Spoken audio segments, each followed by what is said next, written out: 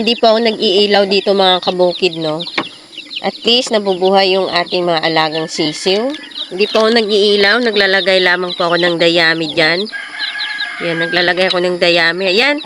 Hoy, nag-aano ka na ha, medyo malakas ka na ah. Lalagay tayo ng pagkain nila ngayon. Ito sila mga kabukid, oh. Ito yung, Rhode Island chicken. Rhode Island chicken. Marami po. Yun yung tinatawag na kung mangingitlog sila, tinatawag po sila ng organic.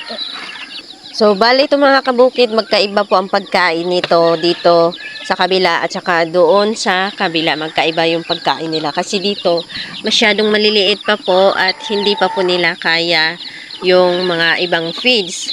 Kaya dapat dito, maliit din ang feeds na ating ibibigay. Cute ng baby, oh. Yan, sobrang baby. Bali, isang araw pa lang yata yan siya ngayon. Kasi kahapon, ay, ano na naman tong isa. Itong isa, yung itim. Yan, ito si itim.